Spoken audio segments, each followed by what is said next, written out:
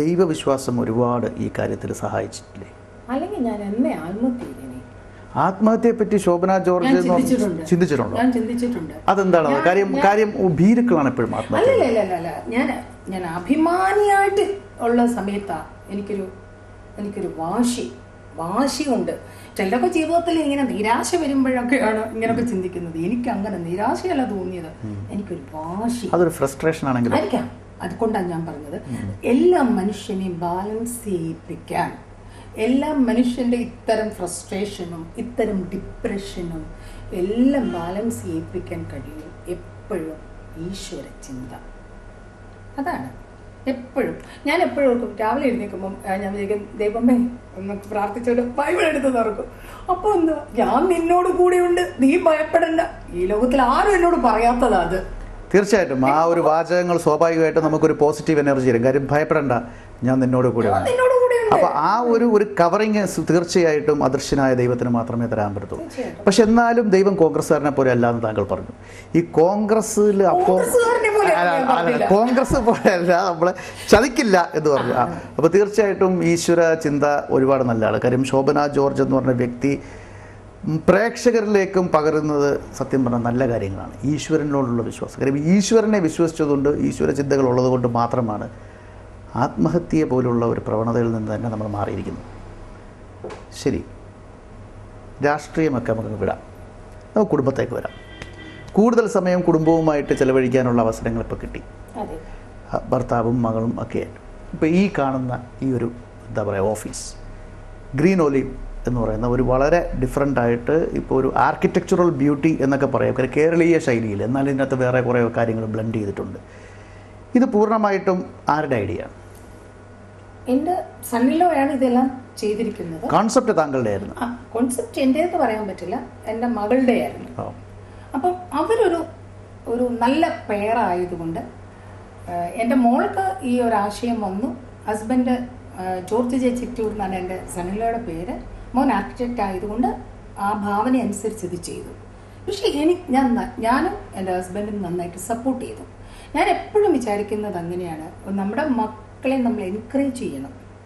ഇത് വലിയൊരു മെസ്സേജാണ്. ഞാൻ എൻ്റെ മോളോട് അത് തന്നെ പറയുന്നത്, നമ്മൾ നല്ലൊരു മെസ്സേജാണ് സമൂഹത്തിന് കൊടുക്കുന്നത്. കാരണം വെറുതെ വീട്ടിലിരുന്ന് ആഹാരവും കഴിച്ച് ടിവിയും കണ്ടോ ഒന്നും ഇരിക്കേണ്ടവരല്ല ഇന്ന് ഈ കേരളത്തിലെ സ്ത്രീകൾ. കൺസ്ട്രക്റ്റീവായിട്ട് ക്രിയാത്മകമായിട്ട് എന്തെങ്കിലുമൊക്കെ ചെയ്യണം. അങ്ങനെ ചിന്തിച്ചപ്പോൾ നമ്മൾക്ക് കുറേ പേരെ സഹായിക്കാനൂടെ പറ്റുന്ന വിധത്തിലുള്ള എന്ത് ചെയ്യാൻ പറ്റും. പക്ഷെ അത് സ്ത്രീകളുടെ സാന്നിധ്യം മാത്രം വരുന്ന ഒരു സംഭവമായിരിക്കണം എന്ന് ഞങ്ങൾ ആഗ്രഹിച്ചു. പുരുഷവിരോധിയായി എന്നുള്ളത് കൊണ്ടല്ല, എൻ്റെ മോൾ കുട്ടിയാണ്. അപ്പോൾ അതുകൊണ്ട് സ്ത്രീകൾ മാത്രമുള്ള ഒരു സ്ഥാപനം മാനേജ് ചെയ്യാൻ രാഷ്ട്രീയ പ്രവർത്തക ഒരിക്കലും അങ്ങനെ ഡിഫറൻഷിയേറ്റ് ചെയ്യാൻ പാടില്ല. അല്ലല്ല, കാരണം വേറൊരു കാര്യം എപ്പോഴും ഓർത്തുകൊള്ളുക, നിങ്ങളെ ഈശ്വരൻ സൃഷ്ടിച്ചപ്പോഴേ വളരെ പെർഫെക്റ്റായി എല്ലാം തന്നാ സൃഷ്ടിച്ചത്. അതേസമയം ഞങ്ങൾ സ്ത്രീകളെ സൃഷ്ടിച്ചത് തന്നെ നിങ്ങളുടെ സൗജന്യം മേടിച്ച് ജീവിക്കാൻ വേണ്ടിയിട്ട്. അപ്പൊ ഇപ്പോഴും ആ ഒരു ഇത് മനസ്സിൽ കിടപ്പുണ്ട്. കാര്യം പുരുഷന്റെ താഴെയാണ്. അതുകൊണ്ട് തന്നെ ഞാൻ എപ്പോഴും വിചാരിക്കും, ഇനിയൊരു ജന്മം ഉണ്ടെങ്കിൽ, ഇനിയൊരു ജന്മം വിശ്വസിക്കുന്നുണ്ടോ? ഇനിയൊരു ജന്മം എനിക്ക് ദൈവം തരുവാണെങ്കിൽ എനിക്ക് സ്ത്രീയായിട്ട് ജനിക്കേ വേണ്ട. സ്ത്രീ ശാക്തീകരണത്തിന് വേണ്ടി ഇത്രയും സംസാരിക്കുന്ന സ്ത്രീകളുടെ ഉന്നമനത്തിന് വേണ്ടി പോരാടുന്ന, ഞാനൊരു സ്ത്രീ ആയതുകൊണ്ട് ഞാൻ പിടിച്ചു നിന്ന് ദൈവവിശ്വാസം എന്ന് പറഞ്ഞ ശോഭന ജോർജ്, ഞാനൊരു സ്ത്രീ ആവാൻ ആഗ്രഹിക്കുന്നില്ല എന്ന് പറയണമെന്നുണ്ടെങ്കിൽ അടുത്ത ജന്മത്തിൽ പോലും ഞാൻ പുരുഷനാവരുതെന്നുള്ള സ്വാർത്ഥം ഒരിക്കലുമില്ല. താങ്കളെ പോലെ സുന്ദരിയായ സ്ത്രീകൾ വീണ്ടും അടുത്ത ജന്മത്തിലും സ്ത്രീയായി ജനിച്ചാൽ മാത്രമേ ഉള്ളൂ പൊളിറ്റിക്കലായാലും മറ്റ് സാംസ്കാരിക രംഗത്തായാലും സാമൂഹ്യ രംഗത്തായാലും സ്ത്രീകളുടേതായ ഒരു വ്യക്തിമുദ്ര പതിപ്പിക്കാൻ പറ്റത്തുള്ളൂ. അങ്ങനെയല്ല, അതല്ല, എനിക്ക് അതിനകത്തൊരു ഹിഡൻ അജണ്ടയുണ്ട്. ഈ സ്ത്രീ ആയിട്ടേ ആരെയും തല്ലാൻ പോയ വലിയ കുഴപ്പമാണ്.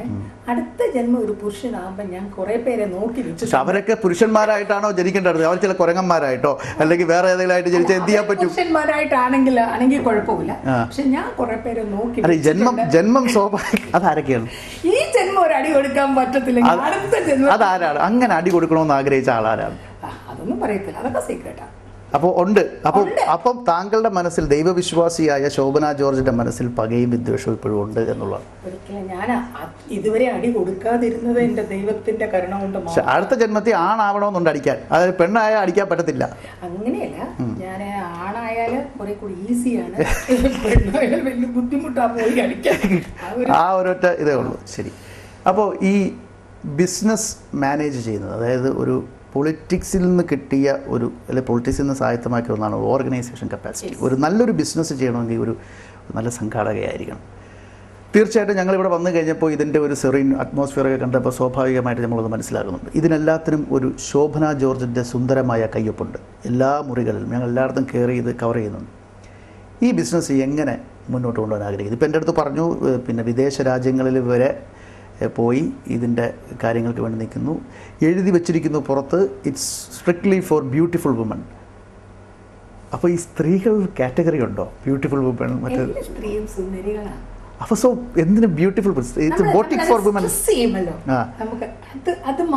അപ്പോൾ ആ ബ്യൂട്ടിഫുൾ എന്ന് പറയുന്ന ഒരു സാധനത്തിലേക്ക് ആകൃഷ്ടരായി ഏത് സ്ത്രീയും കടന്നു വരുമെന്നുള്ളൊരു ബിസിനസ് തന്ത്രമാണ് ഇപ്പോൾ ഉപയോഗിച്ചിരിക്കുന്നത്. ഒന്ന് മോട്ടിവേറ്റ് ചെയ്യാൻ, ഇൻസ്പയർ ചെയ്യാൻ വേണ്ടിയിട്ട് ഒന്ന് മോട്ടിവേറ്റ് ചെയ്യണം. അപ്പോൾ ഇപ്പം പക്ഷേ എന്നാ ചോദിച്ചാൽ ഇത്തരം സ്ഥാപനങ്ങളിലൊക്കെ പലയിടത്തും ഭയങ്കര എക്സ്പെൻസീവ് ആയിരിക്കും എല്ലാം. ഇതങ്ങനെയല്ല. ഇപ്പോൾ ഒരു 300 രൂപ ഉണ്ടെങ്കിൽ പോലും ഇവിടെ ഒരു ഫേഷ്യൽ ചെയ്യാം. അതേ ഉള്ളവർക്ക് അങ്ങനെ വരണം. പക്ഷെ എന്നാലും ഞാൻ പറയുന്നത് വരണം. ഇവിടുത്തെ സാരി സ്റ്റാർട്ട് ചെയ്യുന്നത് പോലും 340 മുതലാണ്. കാരണം 340 രൂപയ്ക്ക് ഇതുപോലെ ബൊട്ടിക്കിലൊന്നും സാരി ആരും വെച്ച് മെനക്കെടത്തില്ല. ബൊട്ടിക് എന്നൊക്കെ പറഞ്ഞാൽ എല്ലാവരും അപ്പോൾ 10,000-ലാണ് തുടങ്ങുന്നത്. പക്ഷെ ഞാൻ മോളോട് പറഞ്ഞു, നമ്മൾ ആ ഒരു കൾച്ചർ അല്ല നമ്മുടെ മനസ്സിൽ. വിശേഷങ്ങൾ ഇവിടെ തീരുന്നില്ല, അതുകൊണ്ട് ഈ എപ്പിസോഡ് ഇവിടെ അവസാനിക്കുന്നുണ്ട്. ഇനി അടുത്ത ഭാഗം